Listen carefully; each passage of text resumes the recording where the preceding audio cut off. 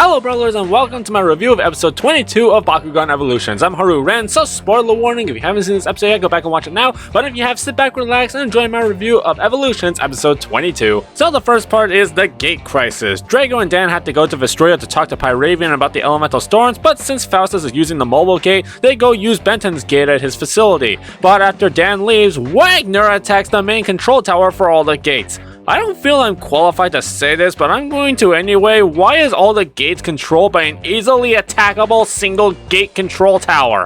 Why not have a tower for each separate gate? And even if you want to have one gate tower, you should be fortifying that place with as much security and manpower as possible. Winton and Shun go to the tower, but they get trapped by a Tusk Guard, and yeah, the entire episode here is Winton and Shun trying to break out of this thing within 1 hour. While the countdown adds to the suspense of trying to break out, this episode is really lacking more dramatic output. Why isn't the Gate Crushers launching a full-scale attack on the tower in the meantime, or the facility Benton is at? This is supposedly some plan that Wagner put together, but he's just sitting there doing nothing except waiting for the tower hack to finish. Is everyone at that tower on holiday or something? Also, why is no one trying to get the system back online and stopping the gates from closing while Winton and Shun are sitting there? Gotta admit though, the animations they show is pretty cool, but it seems like they spent the episode just for the purpose of showing off cool animation. But in Winton's desperation to stop the gates from closing, otherwise Dan will be trapped in Vestroia, Winton summons Nano Gear. You're the fool for underestimating our Baku Gear! Hey, Winton actually called it Baku Gear, so that means that Baku Gear and Nano Gear are canonically the same!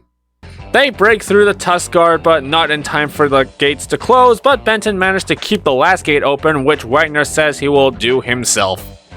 I'll just have to close the final gate myself. I'll do it myself. We continue with the last gate. This is what's been happening while Winton and Shun were trying to break out of Tusk Guard. Drago and Dan arrive in Vestroia and reunite with Fennica. Pyravian asked me to pick you up. Come on. Okay, why would Drago and Dan need to be picked up and told where to go? Wouldn't Drago already know that? They brief Pyravian about all the things happening, and Wrath is still missing, but all the gates are closing because of Wagner. Wagner attacks Benton's facility, he lures a Jeet and Lightning out using fake footage, and he invades the facility with no backup whatsoever that he had before. All your efforts were in vain. We'll just see about that. Why are you just running past Wagner? Arrest him already! Tackle him to the ground! Do something to capture him, and this will all be over! And look, when Leah goes and tries to stop the gate closing, Wagner just freely walks there from the control room! The logic around this writing of the scenario is so lazy!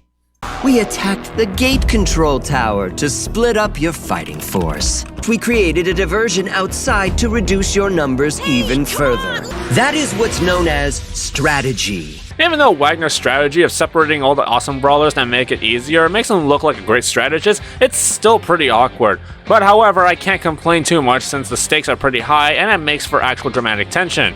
As well, it was cool seeing Wagner throw a ton of Baku balls at once. Bakugan Brawl!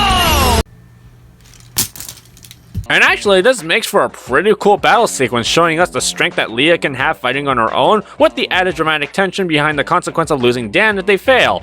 It makes for an enjoyable time to watch, and it's beautifully animated. When Leah is struggling, Fennica calls out to Leah through the gate and Leah summons her Nano Gear to win. Dan and Drago return from Vestroia, Winton restores the gates, and a plane crashes into the building. Wow, they're really going hardcore here.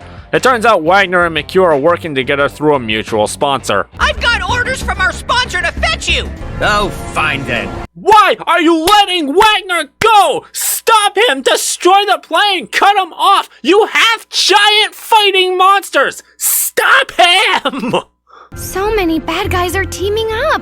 Leah, you've had a bunch of bad guys team up on you. This is nothing new. So that was episode 22 of Bakugan Evolutions. Let me know what your rating of the show was in the comments down below. Personally, I think they could have done more with the first part, but overall, it was pretty alright. I love how the story is picking up and the excitement as the gate crushers are just closing in on their goals. It's pretty awesome to watch. Though, there was a lot of logic holes in the real world nuance I'm willing to just forgive. The animations were awesome to see. Rob Tinkler's performance as Wagner is actually really good, and the action just gets better from here. So, you know what? I'm gonna give this episode a Baku good. Thank you for watching this review of Evolutions. Be sure to press the like button and give us a subscribe for more awesome Bakugan content. I've been Haru Ren, and thank God for Rapid Fire. Bye!